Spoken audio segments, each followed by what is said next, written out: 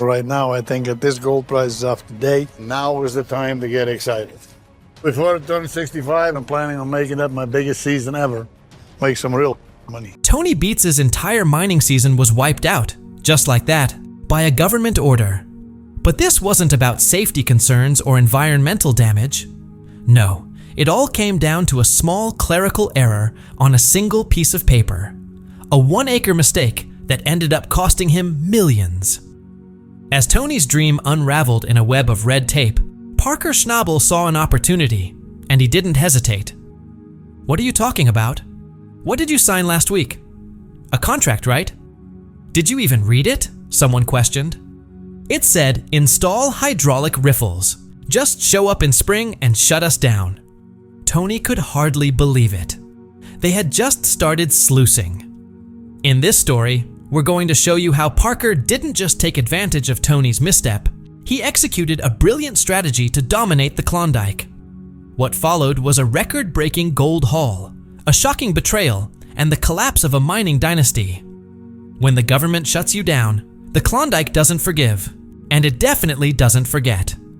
For Tony Beets, the self-proclaimed Viking of the North, that lesson came swift and brutal. His ambitious plan for the Indian River claim, a site he believed held a fortune, came to a complete standstill. Not because of equipment failure or frozen ground, but because of a tiny technical error. The issue? His water license. It's almost laughable. A man who moves mountains with million-dollar machines brought to his knees by a typo. Tony thought the license covered a sprawling 15-acre plot. In reality, it only permitted him to mine a single acre. That 1-acre discrepancy turned months of hard work, thousands of gallons of fuel, and massive planning into a total loss. Inspectors showed up without warning, looked at the paperwork, and shut everything down. No warnings, no discussions, just silence, rusting equipment, and the bitter sting of wasted effort. And the timing? Couldn't have been worse. Tony's crew had just revived his legendary wash plant, a monster of a machine that hadn't run in nearly 5 years. They fought through rusted bolts, cracked hoses, and outdated parts to bring it back to life. Kevin, go weld it. Weld it without taking that off. Might as well just take the whole thing apart. No, you have no idea how lucky we are. We don't have to take that off. Piece of cake. Every piece of metal they bolted together was a step closer to gold. The plant was a relic, yes, but it could still process hundreds of cubic yards of pay dirt per hour. Getting it running again was a huge win. Then, just as it roared to life, the government pulled the plug. Imagine the morale. The crew sat there, machines parked, staring at a mud pit that was supposed to make them rich. The hope of a record-breaking season vanished into a bureaucratic nightmare. And every single day they sat idle. It cost them. Full crew payroll, fuel, equipment leases, tens of thousands of dollars every day, burned. With no gold coming out of the ground, Tony was bleeding money. The Indian River operation was frozen. What happened? Someone asked. We got shut down, came the reply. Tony had no claim to mine, no income, just bills stacking up and a team starting to doubt him. His only chance at salvaging the season was to retreat to Paradise Hill, his old stomping ground. But that site had been cold for weeks. The roads were washed out, machines rusting, and precious time was slipping away. Meanwhile, just down the road, things looked very different for Parker Schnabel. Parker's operation was running like a well-oiled machine. While Tony was buried in paperwork, Parker was pouring gold. His top-tier wash plants, Big Red and Slucifer, were running flawlessly. He had wagered $15 million on 7,500 acres at Dominion Creek, making him one of the biggest claim holders in the Yukon. And the gamble was paying off. Big time. His team moved with precision. Every task was data-driven. No chaos, no guessing. Just clean, efficient gold mining. Parker wasn't just mining. He was building an empire.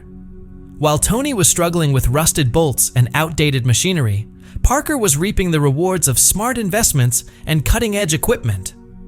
The difference between the two operations was staggering. One miner was barely hanging on, the other was making history.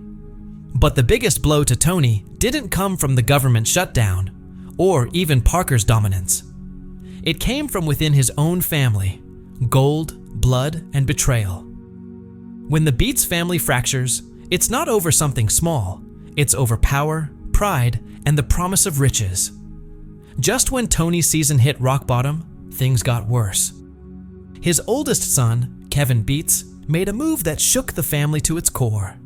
He left his father's claim and joined the last crew Tony would ever want to lose to, Parker Schnabel's.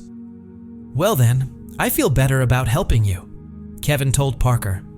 "If this is just Tony's thing, then Tony can deal with it." "But, congrats on this." "Thank you," Parker replied. This wasn't just a job change. It was a statement. A bold move that split the Beets dynasty down the middle, leaving years of hard work, loyalty, and family bonds in the dust. To understand how serious this was, you have to understand the Beets family. Tony carved out his empire with grit, brute force, and pure determination. His children grew up in that world. No cartoons, no coddling, just grease, engines, and hard work. Kevin, the firstborn, was always seen as the heir, the one who would one day wear the Viking crown. But mining doesn't care about legacy, and under all that gold dust, tension had been building for years. "Mixed feelings coming back," Kevin admitted. "I expected the trauma to be further along. It's been almost 10 months since the trauma was run. Working with Tony could be incredibly frustrating." Kevin didn't think his dad truly understood how much he and Faith were handling behind the scenes. Kevin wasn't just about brute force. He valued numbers, efficiency, and using intelligence to improve operations. After going to college to study computers and leadership, he came back to the Yukon with fresh ideas. But Tony was strictly old school. Tony's philosophy was simple: move more dirt, use bigger machines, talk less. That was his formula. But Kevin saw things differently. He saw ways to improve with data, reduce waste, and work smarter. The tension started with small disagreements over drill settings or haul truck routes, but over time, those small sparks turned into constant clashes. As the Indian River claim started to spiral and the threat of a shutdown became real, things reached a boiling point. Kevin watched his father double down on outdated methods while the site hemorrhaged money.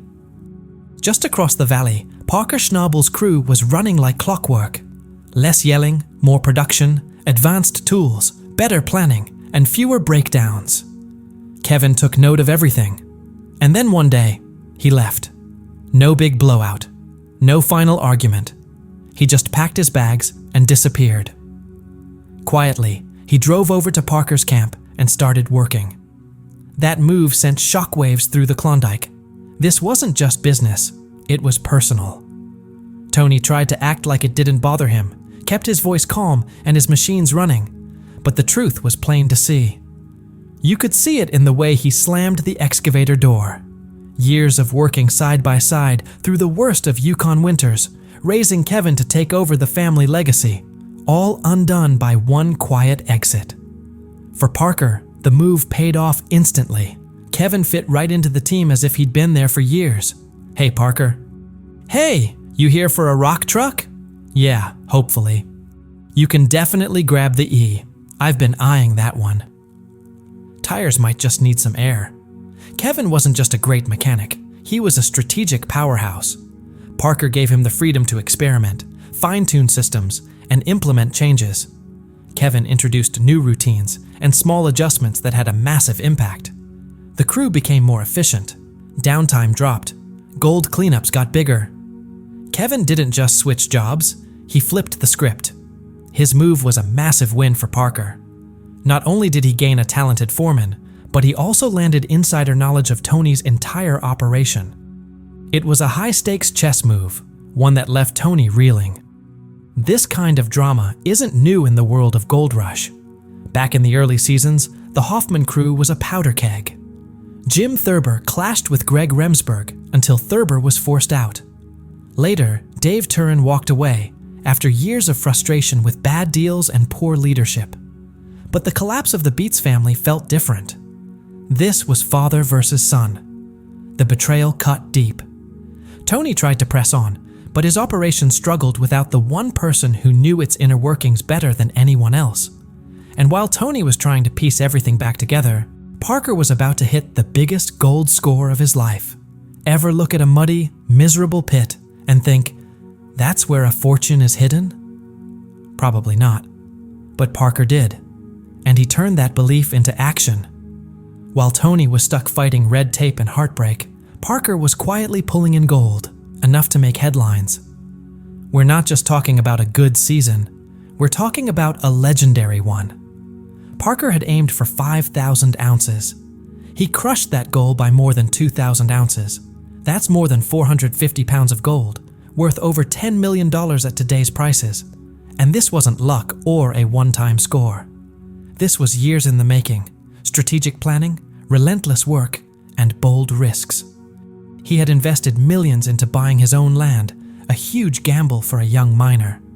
But his drill results, using modern exploration techniques, showed gold was there. He trusted the data, and he bet big, and he won. So how exactly did Parker pull it off? First, the equipment. Parker runs one of the most advanced mining operations in the Yukon. His wash plants are custom built for efficiency.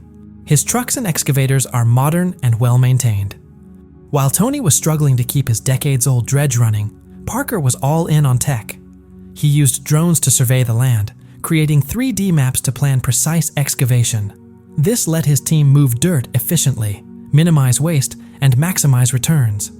Every drop of fuel and every machine hour was tracked, analyzed, and optimized. It wasn't a gold hunt, it was a full-blown business. Second, the crew.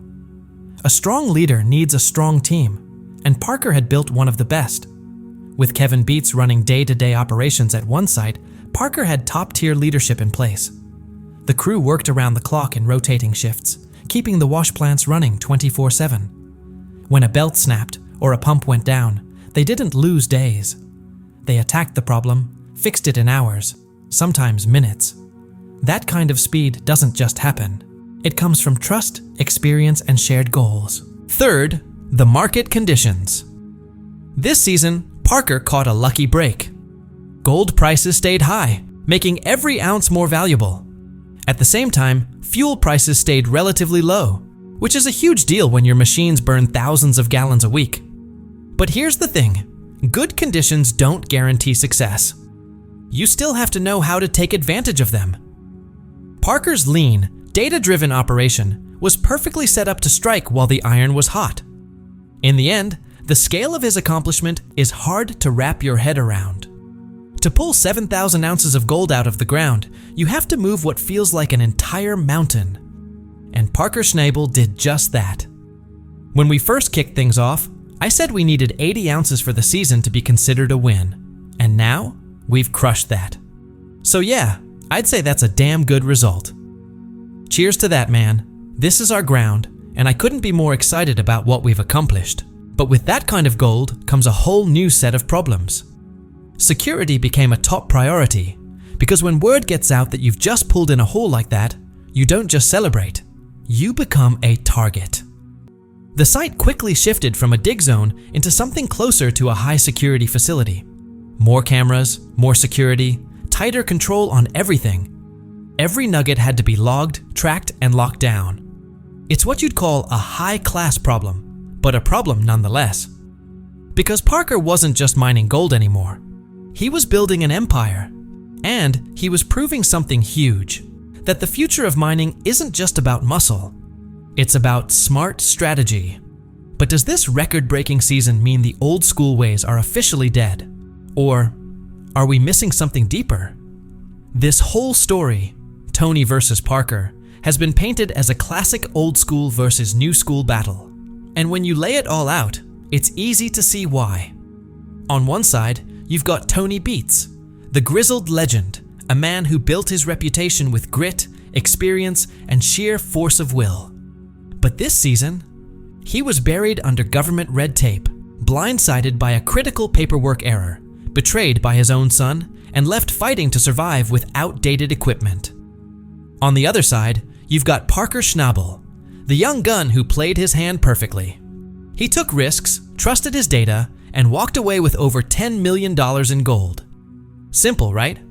Old school gets crushed by innovation? But hold on, let's not oversimplify it.